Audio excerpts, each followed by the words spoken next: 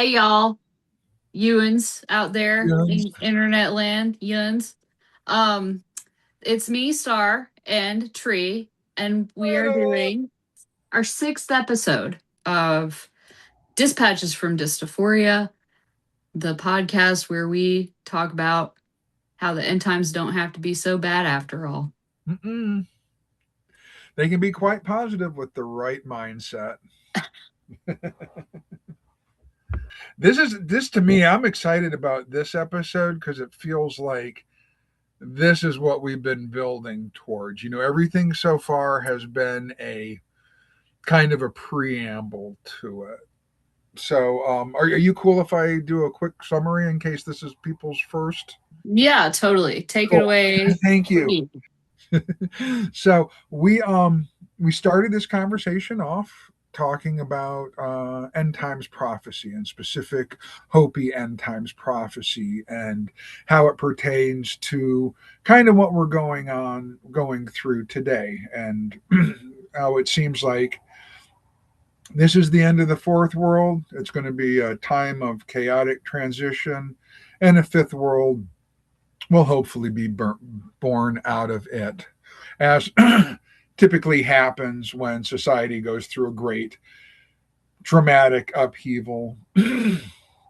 Like, you think things are tense now.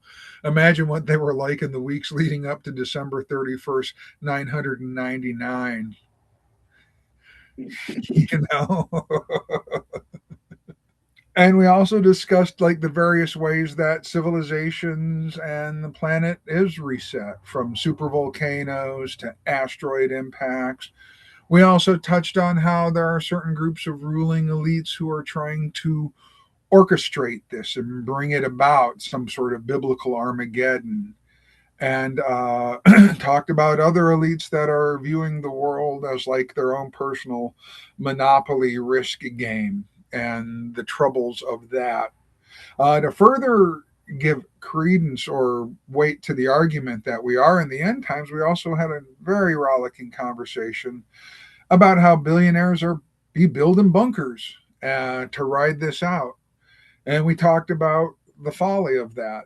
And really kind of talked about the folly of everything. The point we came to was talking about the causes of the end times, what's going to cause it, what's going to happen, is the equivalent of being on the Titanic, hits the iceberg, starts to sink.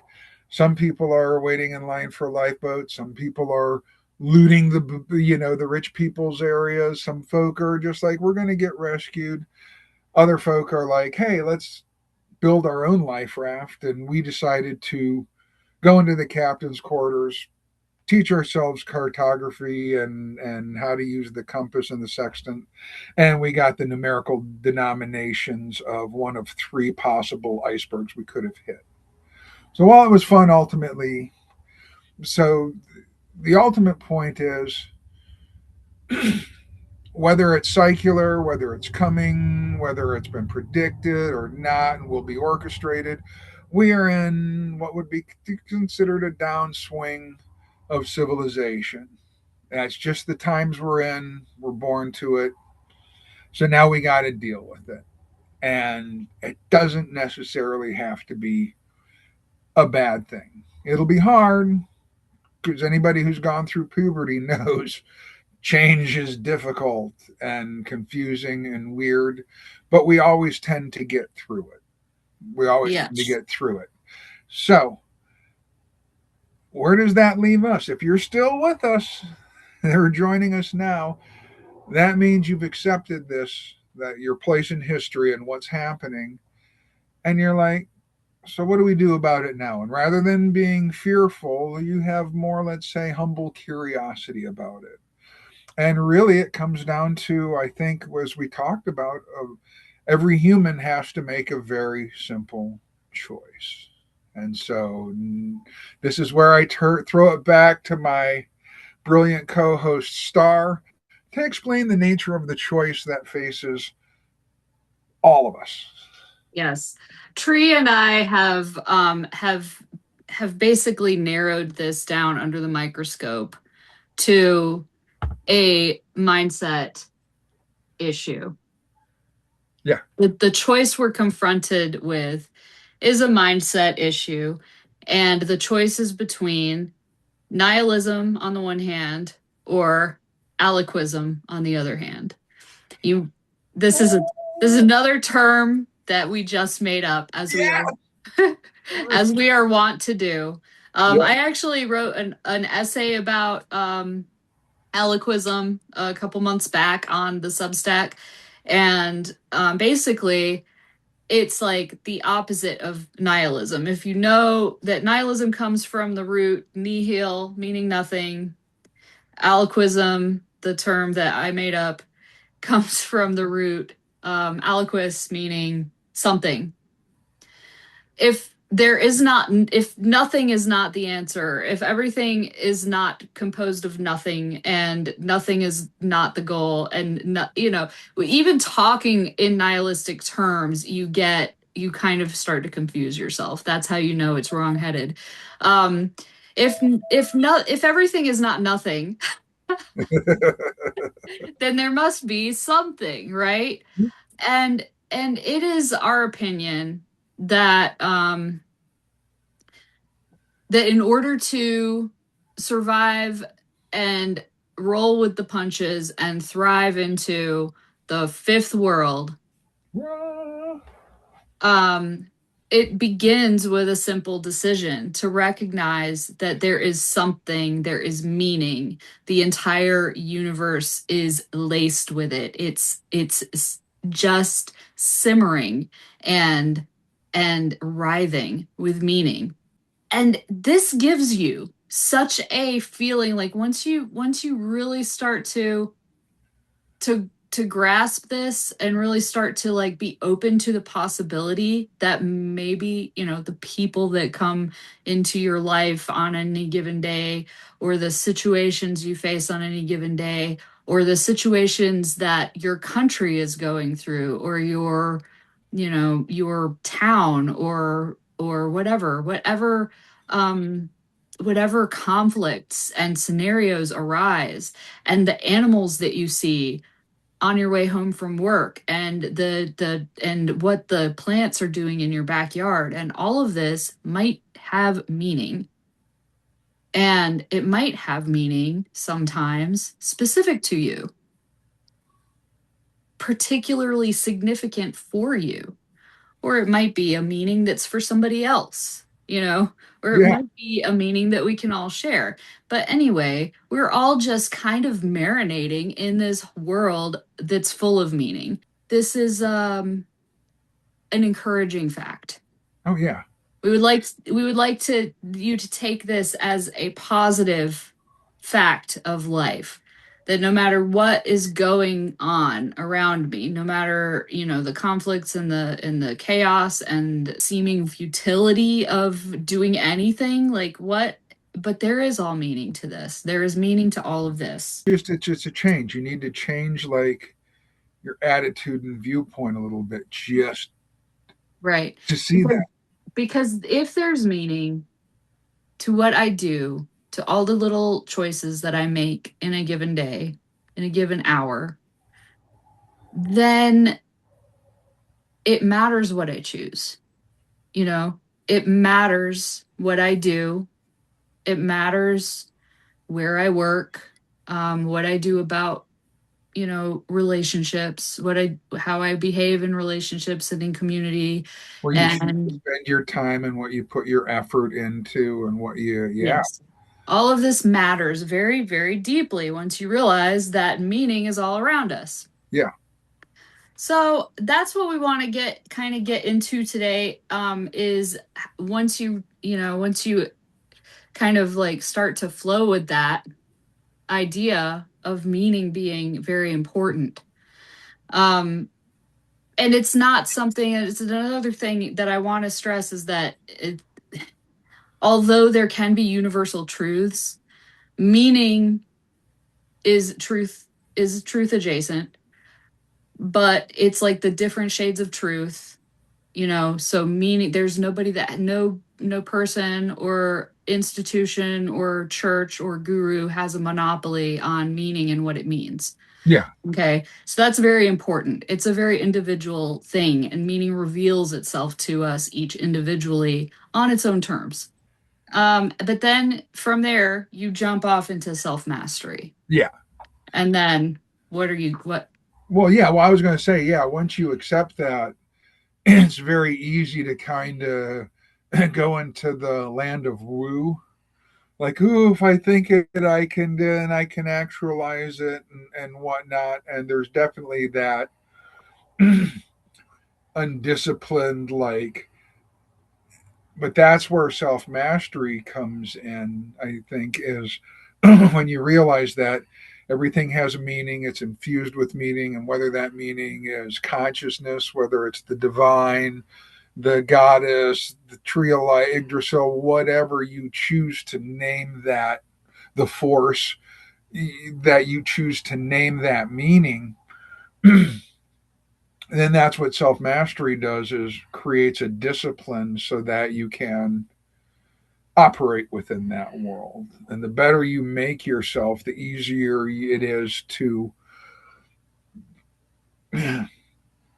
actualize the things, like when you start on the path of self mastery, teachers will present themselves. All of a sudden, you're going to have folk coming around that are like, oh, I always wanted to learn to do this. And the next thing you know, somebody on a bus stop is like, oh, yeah, I do that. And just when you're starting to live that way, I think the universe uh, is pronoiac Mm-hmm. on your side. When you accept that everything has meaning, everything's consciousness, everything, like I was saying the other day, like you're God vibrating at the frequency of star, Mm-hmm. God vibrating at the frequency of tree, this computer's God vibrating at the frequency of computer. It has a genesis, a life, and it will decay eventually. And so, yeah, everything has that meaning, and that's what yeah. Then the self mastery is the discipline to start using that energy, that spark, Mm-hmm. and I think that's very much necessary.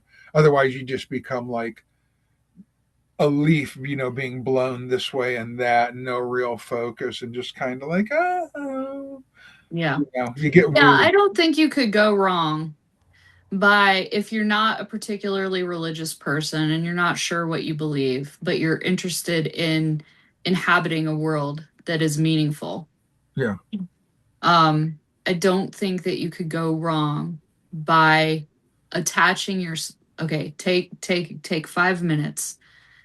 Imagine the highest, most all-encompassing good that you can imagine. And then at the end of the 5 minutes, when you've got that good as this, like as big and as good and as best as it can be, multiply it by infinity and then follow that. yeah. Well, it's funny. My guru, Sadhguru, he was like, your responsibility as a human is infinite. You can consider everybody on the play, everything. You can hold it all in your head and in your heart, and you're so like be aware of all the bad that's going on, all the wars, all the violence, all the degradation, and everything. He's like, you can hold that there. He's like, the only thing that is limited is your ability to respond. Yeah. So, and that's where, self mastery once again comes in, is it increases your ability to respond through, making you better, stronger, more wise, more compassionate, more active, more engaged, more, critical thinking. And you become much better, like not only just like an example of for others to follow. You don't know who's watching, who's seeing you move through, but also it's just, it feels, it just, I guess I've been on the path of self mastery for so long. I just can't think of anything.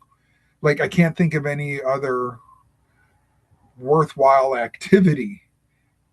Right. Just getting a little bit better than I was before.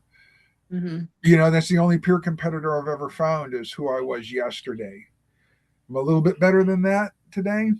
All right, cool. Yeah, that's a victory. Yeah.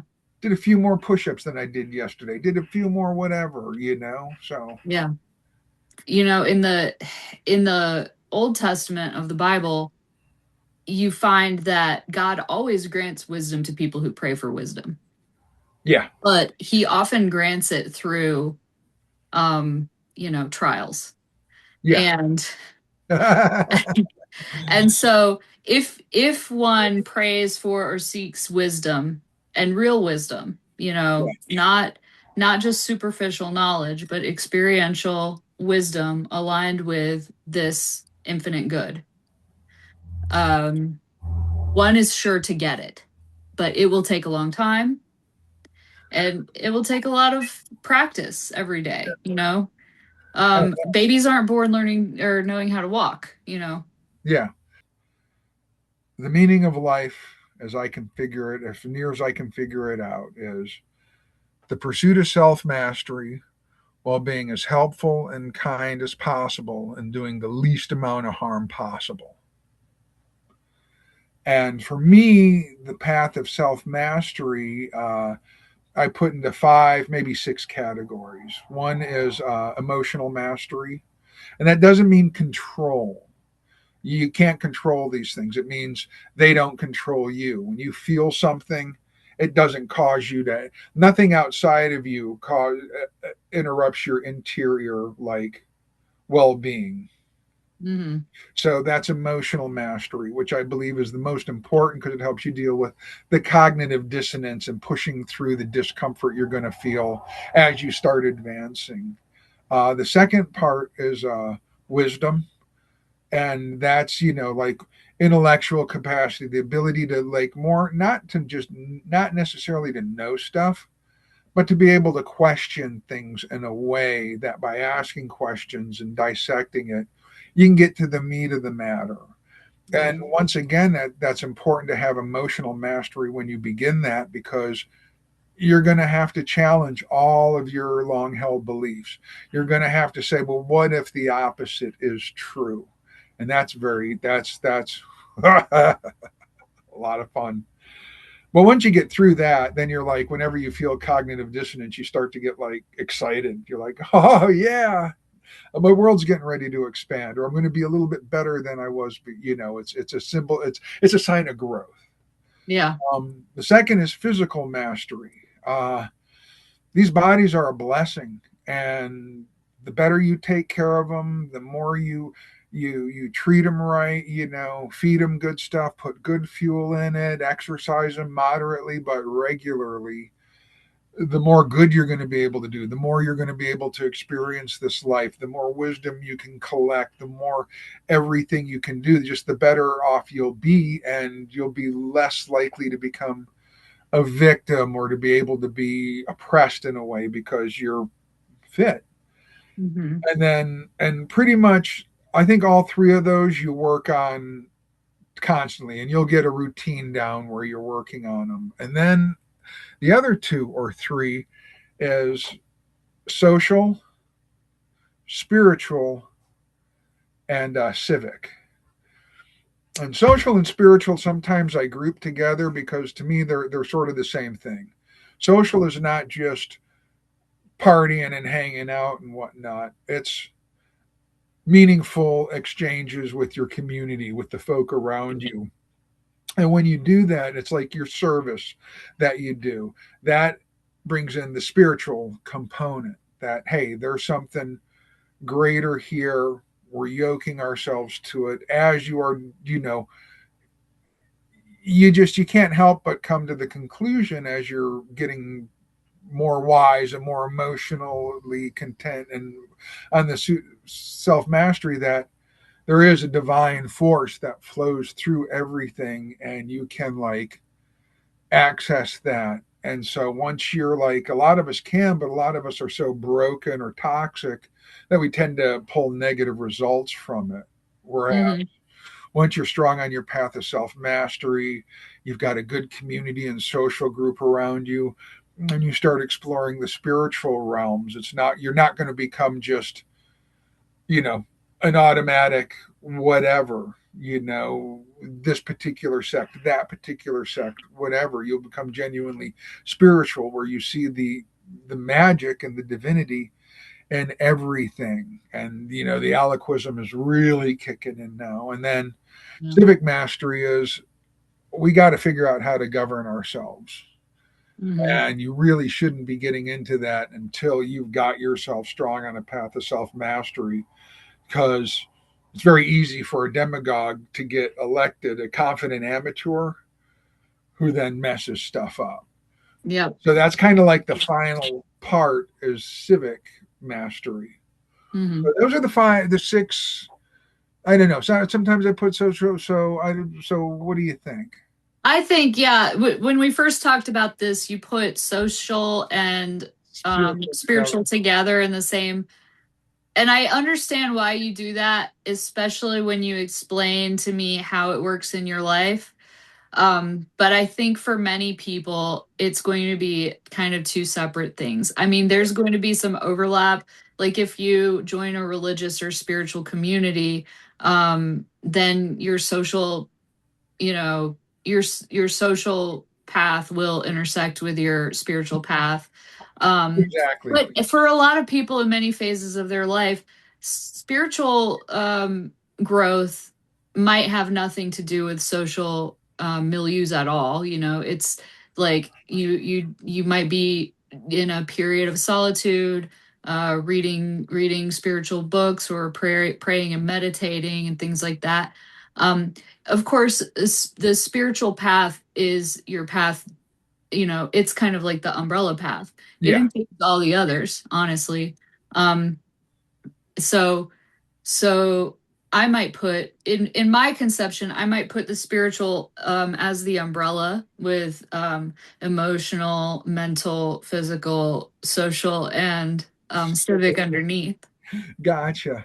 Well, and the thing is, and it really, it's up to the individual. And I think a lot of people watching this or who will watch this, you're already working on self mastery just unconsciously, subconsciously. You're doing, you like your exercise, you do this, you do that. What happens when you make a declaration that I am going to consciously work on my path of self mastery? It helps to codify it into like areas of your life that you want to, and they do, they all intersect and they all lead, and wherever you start, it will lead to the others. And it Yes. seems kind of daunting now, but it really just becomes a habit. It just Right. becomes part of your routine. I know I read for this many hours, this many times. I know I work out for 45 minutes, 5 times a week, however I want to do it. And I have a special meditation practice I do that keeps and you just, then, okay, now I volunteer at my community center. That satisfies my social and my spiritual path of component of the path of self mastery. And it just starts to work together. But Hmm. however, I do think like making a conscious decision and making that and outlining it if you have to, Yeah. and making a vow to it, an oath, writing it down, so is very important, because it, like, I Yeah. think committing I mean, yourself to that, and something you do every day, just like, I'm going to be better than I was yesterday, yeah. whatever. Just, and so if that works, the spiritual, however you can visualize the components you want to work on. But And you don't need to overwhelm yourself if you're just starting out. You can just pick one thing. You can just yeah, pick, I'm gonna work on being super honest with myself all the time. It might take you 2 or 3 years just to feel satisfied that you're being super honest with yourself, yeah, you know? And but through that, through a an intention or a resolution like that, you're meeting you're meeting life in a humble manner, saying, I know that I'm not always honest with myself and I haven't yet discovered why, or haven't yet discovered all the ways in which. Yeah. I may not be honest with myself. And so I'm going to learn how. And the universe or God, or however you choose to describe this all encompassing force of meaning, will help you. Once you've made this resolution and you really mean it, Yeah. you can be helped. If your resolution is whatever else, as long as it's possible. Yeah. Well, and I think you made a really interesting point as well about if you ask for wisdom, you will get that. Because I always said there's only one thing you can pray to the divine for that you will get. And I was like, and that was, like strength to endure. Mhm, However, I'm like, no, and you can also get wisdom. And like you mhm, said, it typically comes through. That's what I tell folk too. I'm like, you're a Christian, right? I'm like, then pray to resist the evils of cupcakes and all the sugar and ultra processed food and chips and stuff like that, and pray to like give yourself, get the strength to like eat, drink water and eat vegetables and fruits, and like, mhm. I mean, Jesus went 40 days without food. You're telling me you can't go 21 days without Doritos? Come on. Yeah. You Um, know, it's like you can pray for that, but that's cool. Yeah, you can pray for strength. And that's kind of, and I think that's part of the, what you were saying with the meaning and everything. God, it's like, yeah, your body will respond to that, and yeah, you can pray for wisdom too. yeah. Yeah, I think you can you can and should pray for whatever you you want. And as you grow in your spiritual life, you will begin to realize that things that you once prayed for might have been a little childish Mhm. or selfish or things like that. That should not stop you from praying, Yeah, because you grow as you continue praying, and it's hard to, in an honest conversation with the divine, to hold on to attitudes of resentment for other people, to hold on to attitudes of unforgiveness, to hold on to to attitudes of selfishness, like because you're in communion, or at least trying to be, God sees everything. You're not hiding anything from the divine. yeah, And so prayer is training in and of itself. It forces you to be a little bit more honest every time you put your hands together. yeah. Um You pray when you pray. Do you ask or do you say? Because when I do, I'm like, all right, universe, I'm ready to receive this, or bring me this. That's kind of how I like, if I need to, and I find that I really just very rarely need right. anything. It's well, I mean, a lot of time. Okay, so sometimes I have prayed for things I desperately want, but I'll give an example of something that I prayed very, very hard and vigorously for about a year, was for my daughter to be healed from cancer. And it's hard to speak on that because I know that many, many other people, parents pray for their children to be cured of cancer, and they are not. So it would be a little bit disastrous for me to say my prayers worked, you know. But I'll tell you what it did do. It helped me through the trial of having an adult child with cancer, and for being a caregiver for a young person with cancer. And it helped me feel seen and supported. And it helped me to realize that at any given time, almost always, I already have everything I actually need. Um, and so asking for something a little more is, maybe a little bit, icing on the cake. It can't hurt. But always ask with the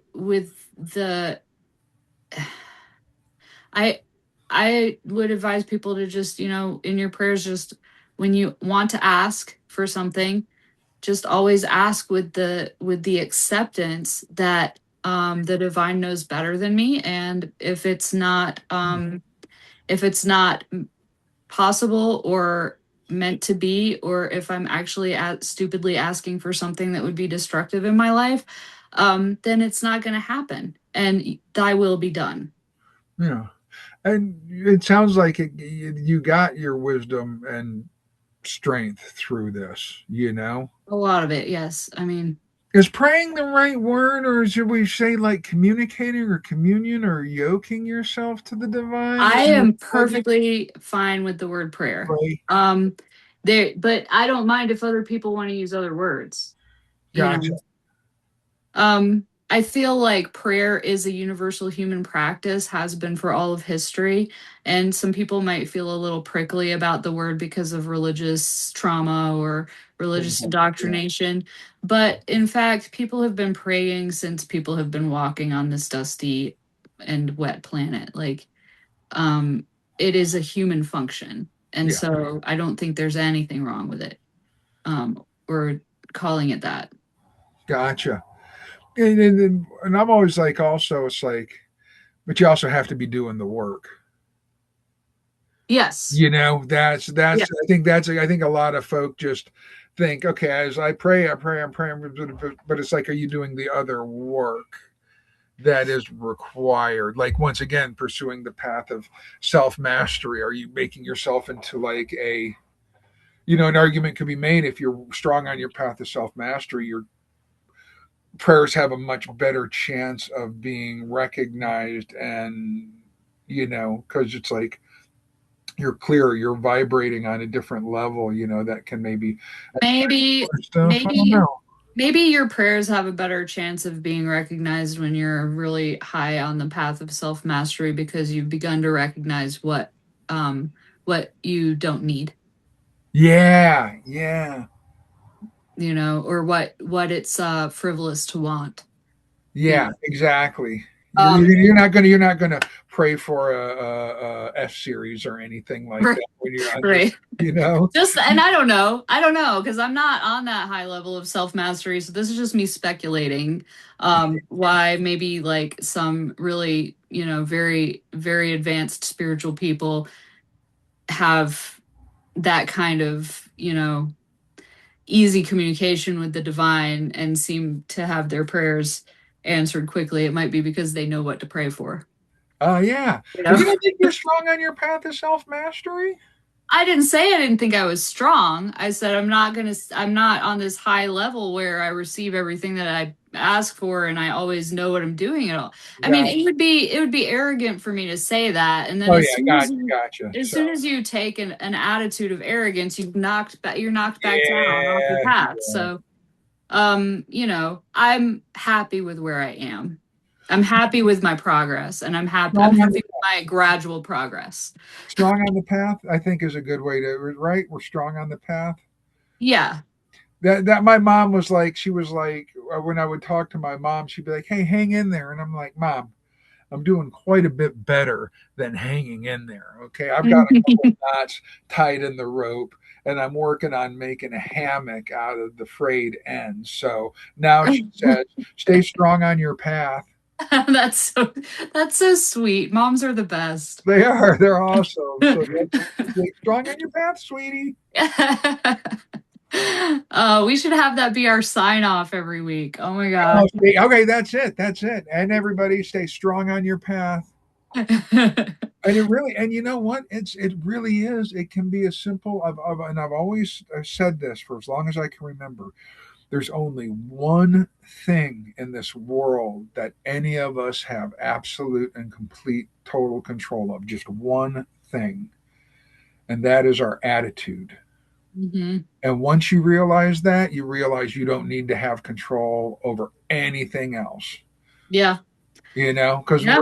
when you realize that and you're strong on your path, your external circumstances, as awful as they may seem to others, are basically irrelevant. Yeah. I totally agree with that. All This right. is the best way to spend the end times, don't you think? It is. Yeah, with a good attitude. Yay! And hopefully that's what these next set of conversations is going to help people develop. we got a little aggro on the last one Yeah. because I mean, we let our righteous anger come forth a bit on the yeah. last one, yes. So now we're going to do our dystophoric status update. We're going to talk about Woo-hoo! what activities we've done in the past week that have felt dystophoric and helped us to feel that even though we may be living in the end times, we can feel good about it. Yeah, we're doing it. It's a positive thing. Okay, so what is yours? What did you do? So last week I attended a little gathering, medium-sized gathering called Firefly, and it is in Western North Carolina. It takes place just about an hour from where I live, and it's it's a gathering of people who are interested in learning about and practicing primitive skills and living closely with the earth and growing our own food and making cool things with old tools and all kinds of stuff like that. I Remembering the took old a ways. Yeah, the old ways. And so my daughter and I were able to take a class on first aid salve making. And that was really fun. And we signed up for it not knowing what kind of salve we were going to make in the class. But when we got to the class, the salve that we ended up making was a comfrey and yarrow salve. And if you know anything about a little bit about herbalism, you know that comfrey is widely known as a bone healer, bone knit, and Raven, my daughter, has just had a bone biopsy. So her little raven bones are bothering her sometimes. And so it was kind of magical that we got to make this comfrey salve at our class, and she used it the first time and she was like, "This is taking away my pain, Mom." So isn't that amazing? It just That is kind of awesome. That Yeah, is and awesome. we chose that out of like a menu of like six different classes we could have take, so it was really cool. It's like you took the one you were supposed to. Nice. Yeah. Yeah. Boom. You got some really cool celestial patrons. Yep, my Celestial sponsorship is top notch. Nicely done. Yeah. Okay. How Well, about you? that was well. I can't really. I was well. I've got air conditioning and heating in my car. I fixed the Yeah. blower. I haven't had air conditioner or heat in that thing for like 2 years now. Like when I was driving to work, I would have to drive with my head out the window in the wintertime because I couldn't get my window defrosted. Oh my I gosh. could never drive with the windows up because I didn't have air conditioning. So if I'm stuck in traffic or something in the summer, it just sucked. It gets so cold and so hot, and here I did it, Yes. and it was once again went online, saw how to do it. There's this one little crazy screw up behind the thing. Got it out. I'm like, you know what? It seems steady with just three screws in. I'm not putting that obnoxious one back Yeah. in. And then I fired up the car, and it was just like cold air, Awesome. like Yay. uncomfortably cold. So, yeah, I fixed the air conditioner and heater on my car using nothing but YouTube and Amazon, but And a little elbow grease. and some elbow grease. So yes, so that was my dystophoric thing. So awesome. That yours was it was that's awesome. Oh, you're gonna Yeah. maybe bring some salve to the market sometime, huh? Yeah, I'm gonna start. Yeah, I can start making salves in addition to tinctures now because I know how to do that now because I took a class. Nice, Yeah. nice. Dystophoria, woo, nothing like it.